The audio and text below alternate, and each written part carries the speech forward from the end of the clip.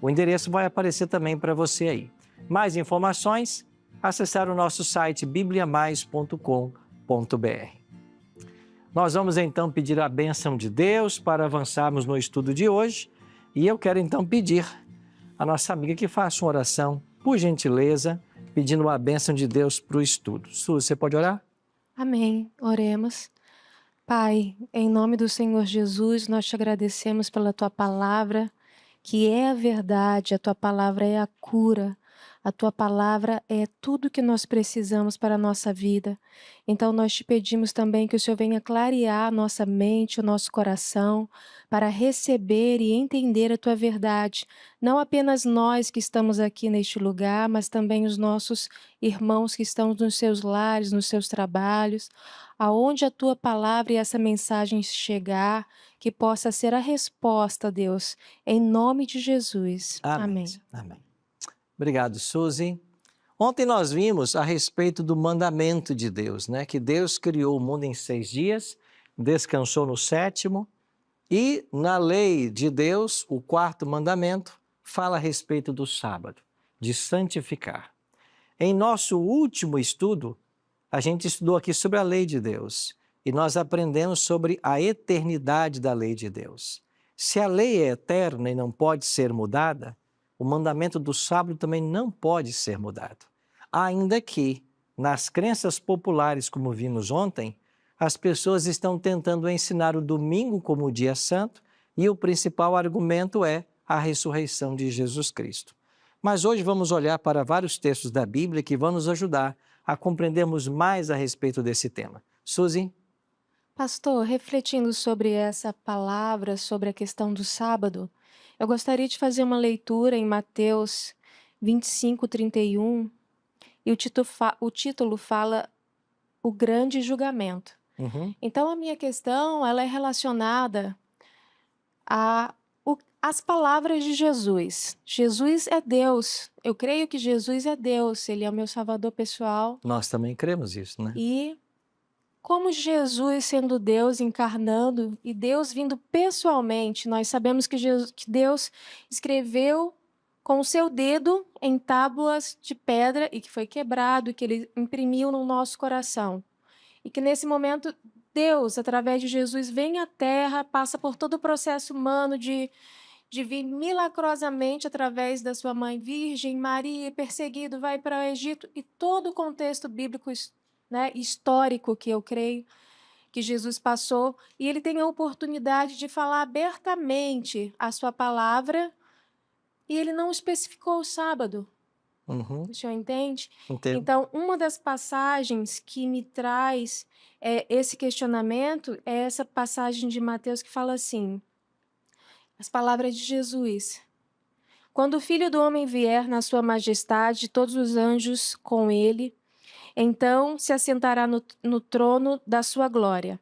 Ele está falando o que ele vai fazer, né? Ele vai separar, e ele fala no 33, porá as ovelhas à sua direita e os cabritos à sua esquerda. Então o rei dirá aos que estiverem à sua direita: venham, benditos de meu Pai, venham herdar o reino que está preparado para vocês desde a fundação do mundo.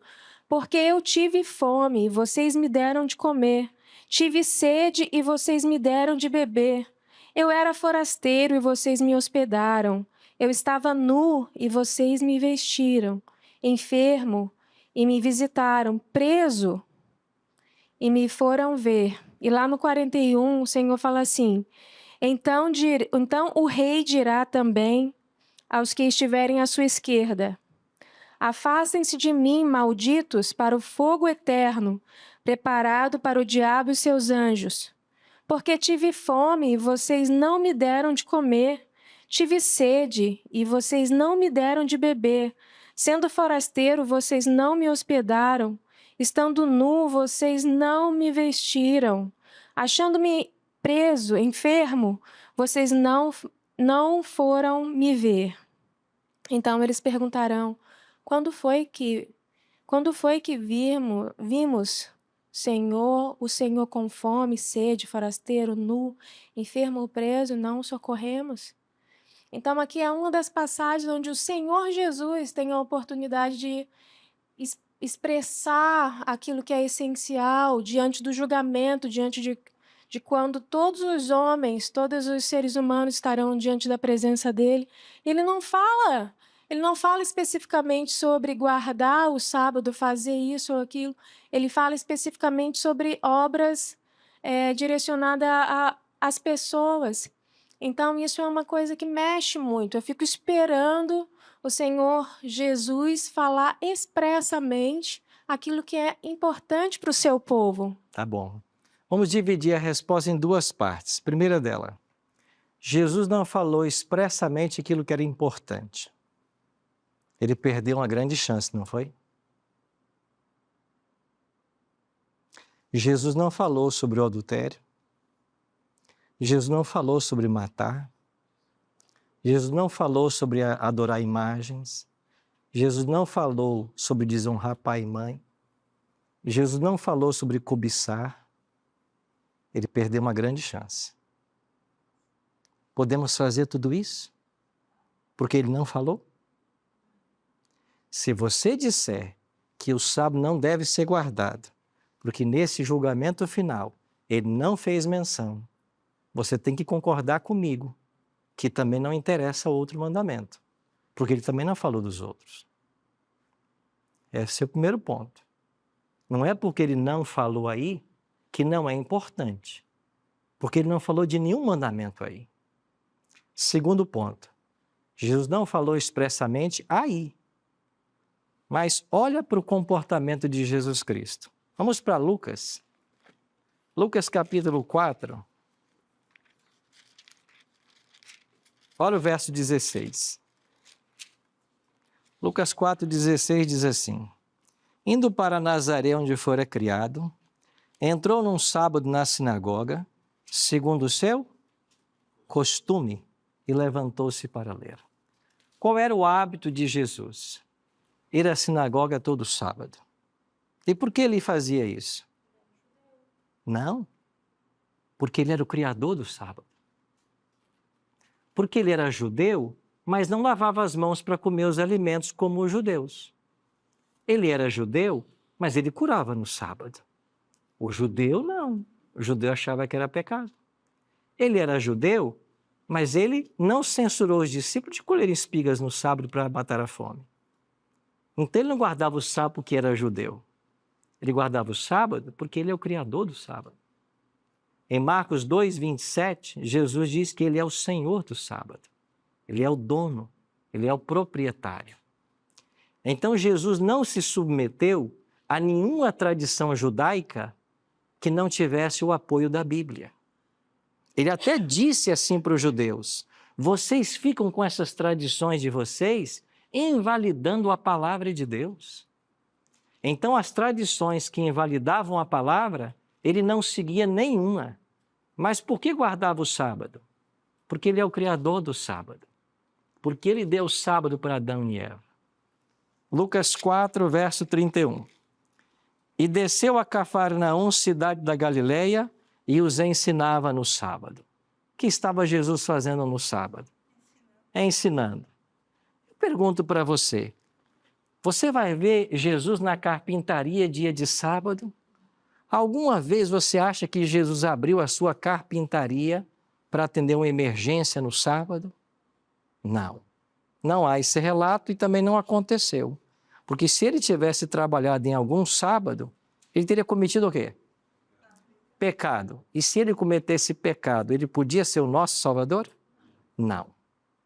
Então Jesus nunca pecou. Ele nunca trabalhou no sábado. Não porque era judeu, mas porque o sábado não foi dado para o judeu.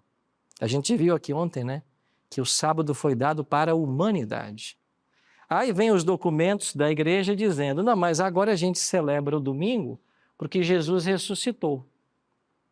Um documento aqui diz, está lembrado que a gente leu isso ontem, que até a cruz foi o sábado e da ressurreição para cá é o domingo? Pega a sua Bíblia e vá comigo aqui para Atos capítulo 17. Vamos falar agora sobre o maior teólogo do Novo Testamento, Paulo. Atos capítulo 17. Olha para o verso 2. Paulo, segundo o seu costume, foi procurá-los e por 3 sábados arrazoou com eles acerca das Escrituras. Vai para o 18, verso 4. Paulo em Corinto. E todos os sábados discorria na sinagoga, persuadindo tanto judeus quanto gregos. Deixa eu te perguntar, será que Paulo, o maior teólogo do Novo Testamento, que escreveu 16 epístolas, não sabia que o sábado tinha sido anulado na cruz? Ele se converteu 3 anos e meio depois da morte de Cristo. Não se esqueça isso. O evento da conversão de Paulo só acontece depois da morte de Estevão. E Estevão foi apedrejado no ano 34. Paulo se converteu 3 anos e meio depois da morte de Cristo. Será que Paulo não sabia que há 3 anos e meio atrás o sábado tinha sido cancelado e que agora a gente guardava o domingo em homenagem à ressurreição? Paulo não sabia disso. Sabe por quê? Porque nunca foi assim. Os cristãos pós-cruz continuaram a santificar o sábado. Sabe por quanto tempo? Pelo menos 300 anos. Por cerca de 300 anos, a igreja cristã primitiva continuou a guardar o sábado.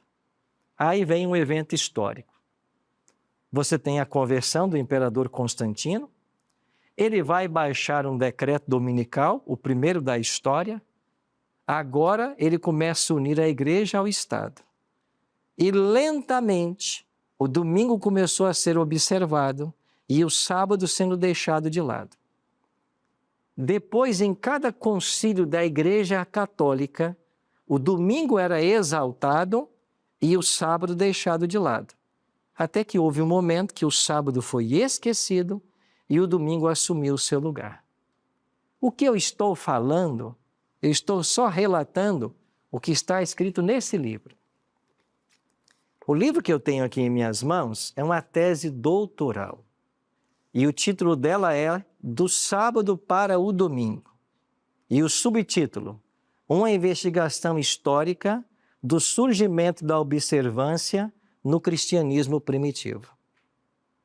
Essa tese doutoral é a tese que prova como que o sábado foi sendo mudado para o domingo ao longo de séculos. E esta obra foi uma obra da Igreja Romana, que ela não nega, como nós vimos no catecismo. Ela mudou do sábado para o domingo. Ela não nega o que fez. Então, esta obra foi defendida aonde? Essa tese doutoral foi defendida na Pontifícia Universidade Gregoriana de Roma. E esta tese tem o imprimato do Vaticano, na data de 16 de junho de 1975. E aqui você vai encontrar com a aprovação do Vigário de Roma, em 17 de agosto de 1975. Então, quando uma universidade dá o seu imprimato para um documento, ela está dizendo o que está declarado aqui é verdade. A Igreja Romana nunca negou que foi ela quem mudou o sábado para o domingo. E você viu nas declarações de crenças de igrejas que eu mencionei, todas elas estão seguindo as pegadas da Igreja Romana na obediência do domingo. Então nós chegamos a um ponto da encruzilhada, onde nós temos que pensar o seguinte: ou eu vou seguir a tradição da Igreja Romana, que transformou o sábado para o domingo, ou eu vou ficar com aquilo que a palavra de Deus declara, que a lei de Deus é eterna e não pode ser mudada. E que Jesus, os apóstolos, Virgem Maria e outras mais, todas guardavam o sábado. Porque Lucas 23, 56, diz que quando Jesus morreu, a mãe dele não foi embalsamar o corpo dele no sábado.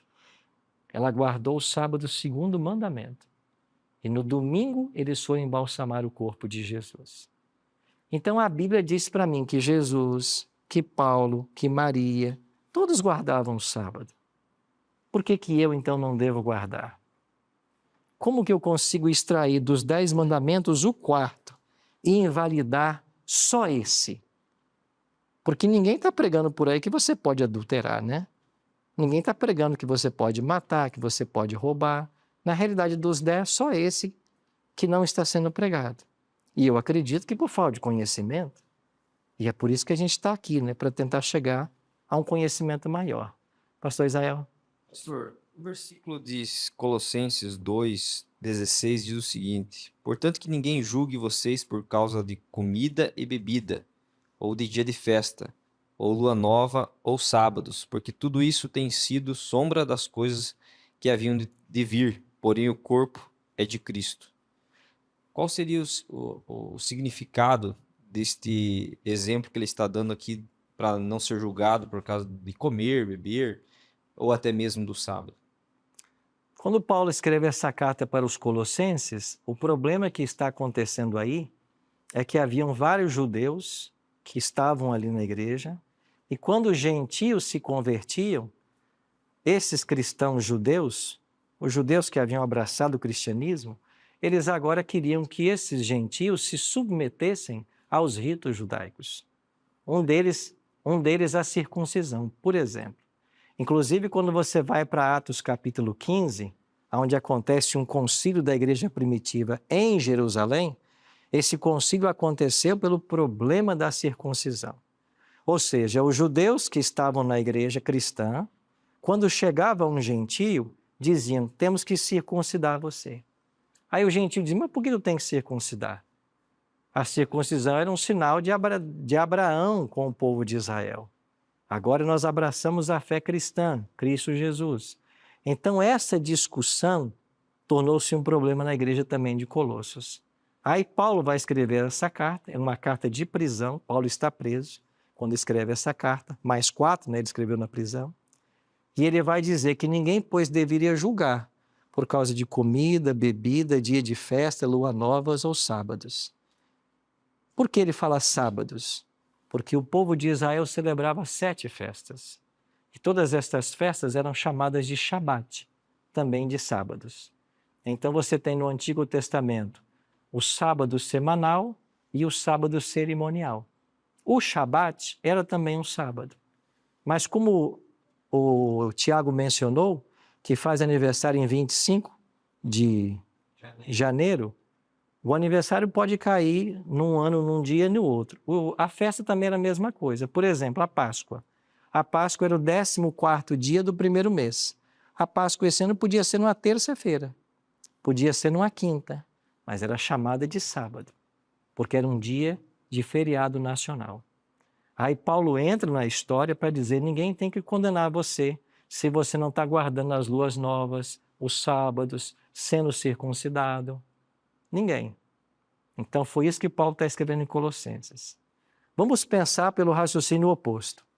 Será que Paulo nesse texto está liberando o sábado? Se ele está liberando, por que ele mesmo guardava o sábado? E se ele está liberando, com que autoridade? Porque a Bíblia diz que ninguém pode mudar o que Deus escreveu. Que a lei de Deus é eterna e perfeita. Então o apóstolo não tinha autoridade para mudar isso. O que ele está fazendo é criticando esses movimentos que estavam tentando colocar cerimônias judaicas nos gentios que se convertiam. Se eu disser que o sábado está liberado, eu também estou liberando aí comida e bebida. Está no mesmo texto. Mas você concorda que um cristão não pode comer tudo e beber de tudo? Certo? Sim. Pastor, eu estava lembrando daquela passagem de Maria pecadora, Aham. em que ela chega na casa no jantar. Eu esqueci agora quem é a pessoa bíblica ali. Na casa de Simão, né? Simão, isso. E ela quebra o perfume e causa aquele perfume. E Judas Iscariotes tenta criticá-la ali, dizendo que aquele perfume deveria ser vendido e distribuído aos pobres. E Jesus repreende e fala que deixe, porque ela está me preparando para o embalsam. Eu esqueci a Ela palavra. estava como que ungindo ele para a morte, né? Isso. Isso que aconteceu ali naquele episódio é referente ao que o senhor falou com relação a ele não ser embalsamado no sábado? O senhor falou que Jesus foi crucificado na sexta-feira. Não, não, esse evento não tem nada a ver com a morte de Jesus. Jesus morreu numa sexta-feira e ele morreu às 3 da tarde. E o pôr do sol é mais ou menos 6 da tarde. Então, até tirarem ele da cruz, não houve tempo de embalsamar o corpo antes que o sábado chegasse.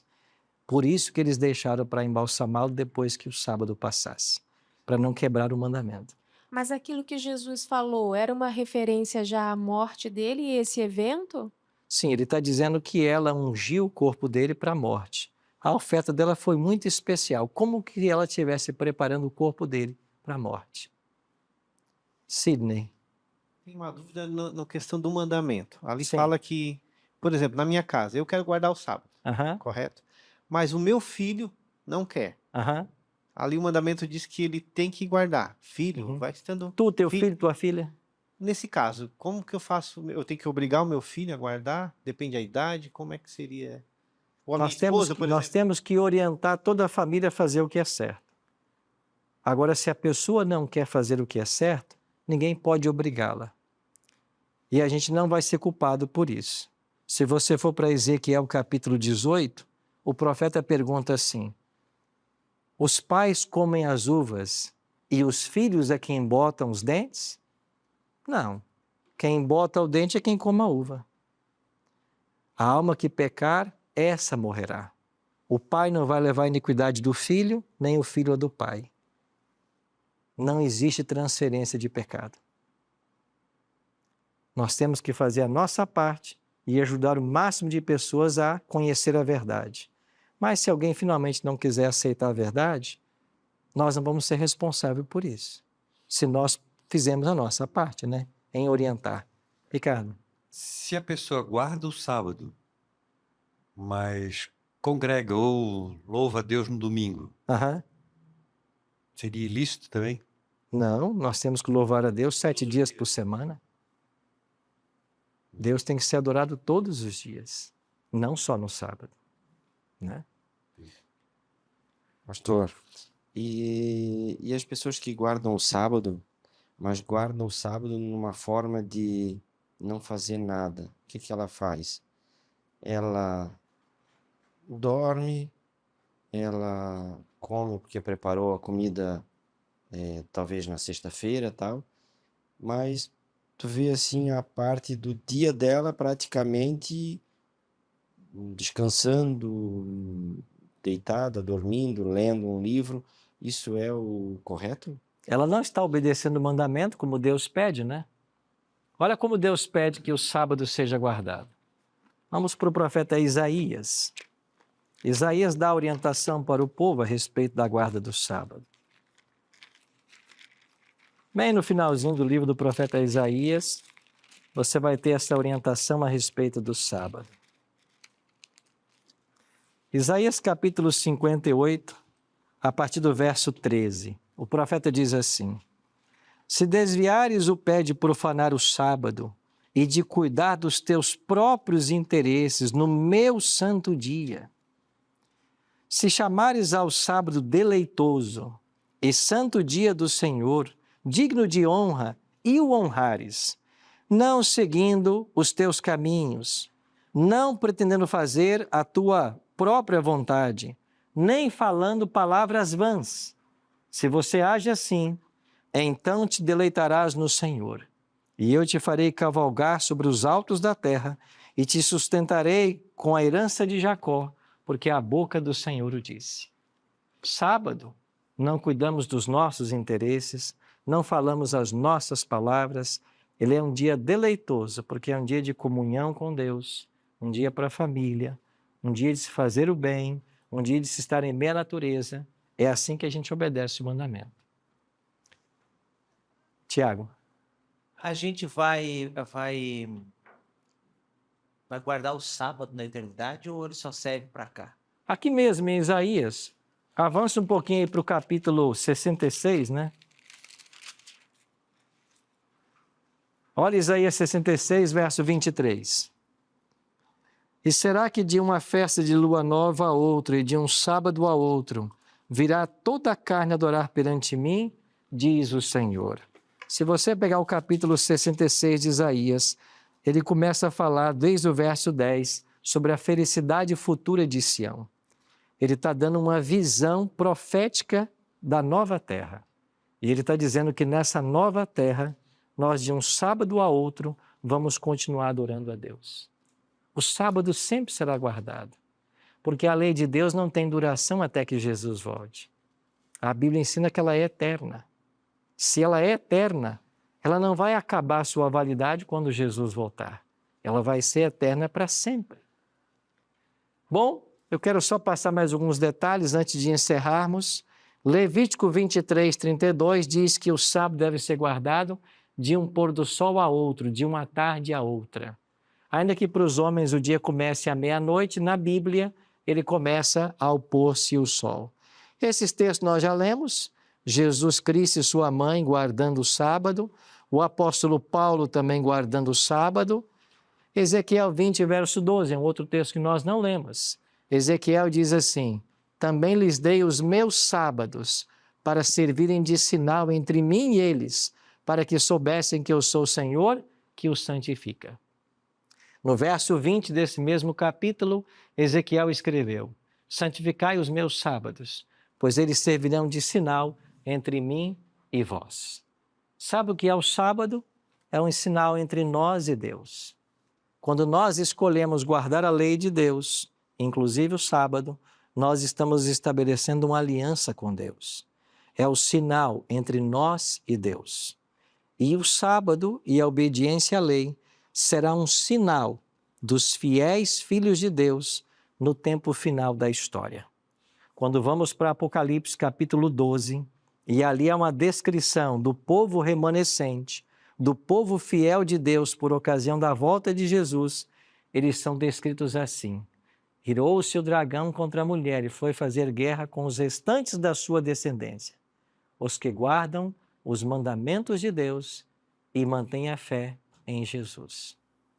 Sabe como que o povo de Deus é identificado no tempo do fim?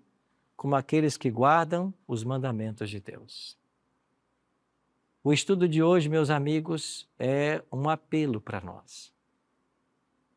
Nós temos que fazer uma escolha.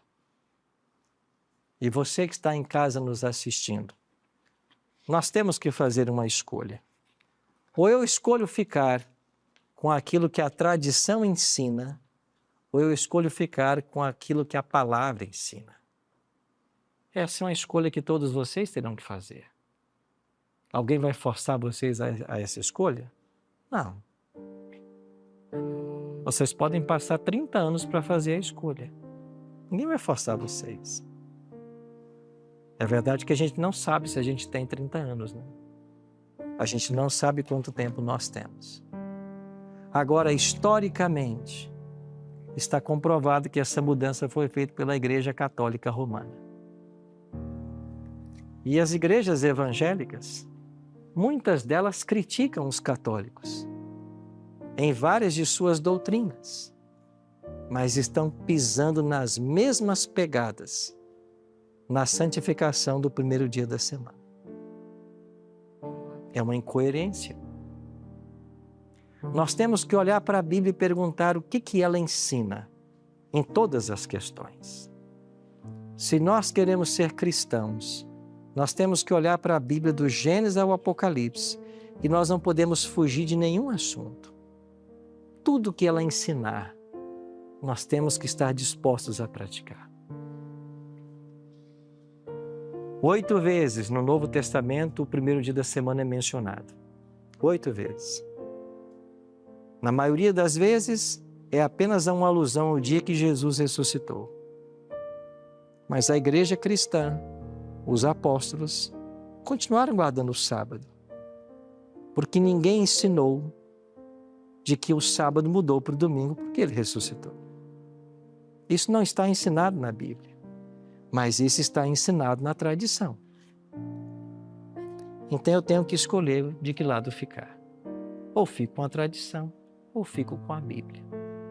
A proposta desse estudo Controvérsias é justamente fazer esse contraponto. O meu cristianismo vai se basear em quê? Numa religião só na Escritura ou na tradição? A gente tem que escolher. E você que está em casa também vai ter que escolher. Por quê? Porque ninguém vai poder transferir pecado para outro. Salvação é uma questão individual. Nós temos que tomar nossas decisões, fazer nossas escolhas. Nós vamos ter agora a Raíssa louvando a Deus. E enquanto ela louvar a Deus, eu queria que você respondesse uma pergunta no seu coração.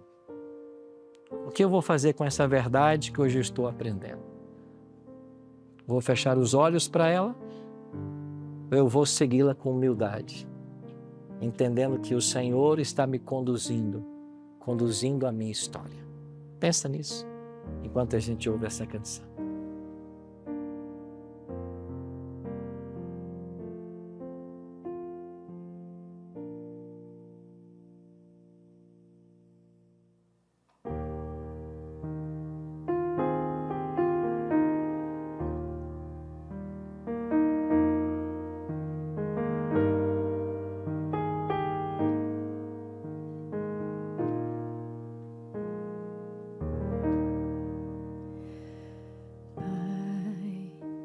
Preciso te falar, contar o meu sofrer, o que está em meu coração, Senhor.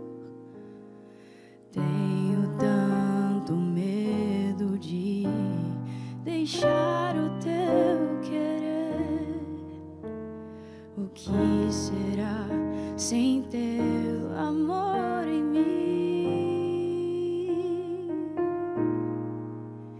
Senhor Jesus, aqui estou, te louvo e minha vida está em tuas mãos.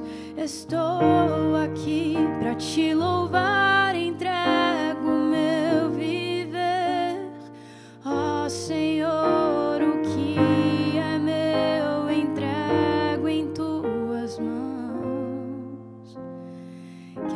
Ser a tua voz no mundo que precisa de amor. Tenho tanto medo de deixar o teu querer.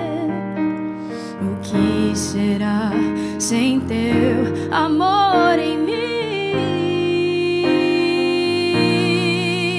Senhor Jesus, aqui estou, te louvo e minha vida está em tuas mãos. Estou aqui para te louvar, entrego meu viver, ó Senhor, o que é meu entrego em tuas mãos.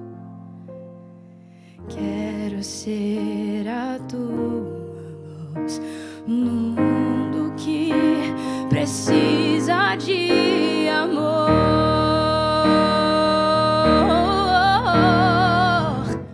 Entrego o que sou, entrego o meu ser, o meu coração, o meu caminhar, para sempre sou teu.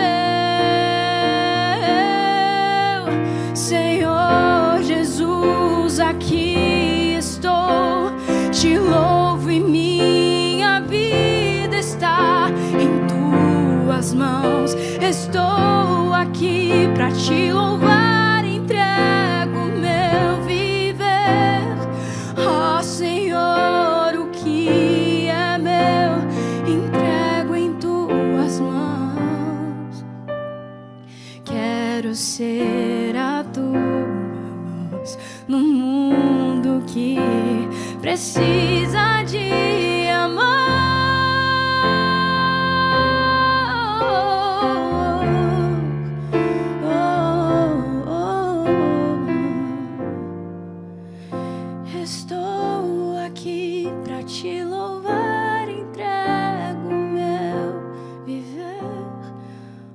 Ó Senhor, o que é meu, entrego em tuas mãos.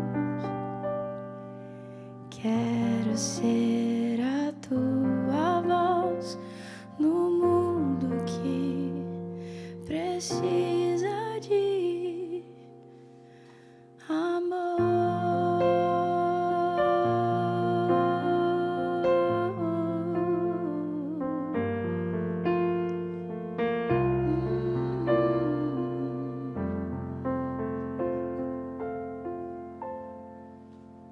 Que nós sejamos essa voz do Senhor, não apenas praticando aquilo que a palavra de Deus nos ensina, mas também ajudando outros a compreenderem as verdades da palavra de Deus. Todos nós temos o privilégio de ler esse livro todos os dias. E as verdades que nós vamos aprendendo, elas devem também ser partilhadas com outras pessoas.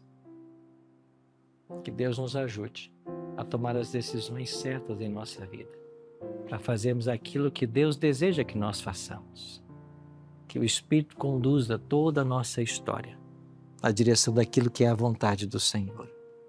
Ora comigo. Pai, muito obrigado, Senhor, por Tua palavra. Ela é clara para todos nós. Obrigado, Senhor, porque os mandamentos que o Senhor criou são como a cerca de proteção. Eles nos livram do mal, nos livram do pecado. Eles nos livram do sofrimento e da dor. Que o Teu Espírito habite em cada coração e que nós recebamos do céu o poder do alto para vivermos aquilo que a Tua palavra nos ensina. Talvez hoje, bom Deus, muitas pessoas ao entrar em contato com essa mensagem do quarto mandamento estejam agora percebendo uma luz que estava apagada em sua vida. Que o Teu Espírito possa guiar essas pessoas a compreender a Tua vontade, a entender que faz parte de uma estratégia satânica atacar a Tua lei. Porque o diabo não precisa nos convencer a quebrarmos todos os mandamentos. Basta que quebremos um e ele alcançará seus objetivos. Por isso, Pai, que o Teu Espírito nos guie a todos e que o Senhor nos ajude a ficarmos sempre de pé pela verdade. Porque antes importa obedecer a Deus do que aos homens. Cuida de todos nós. Abençoe os amigos que estão aqui nesse estúdio e também os amigos que estão em casa orando conosco agora. Que eles tenham a luz da Tua palavra, que eles tenham a Tua bênção e a Tua ajuda. Oramos em nome de Jesus. Amém.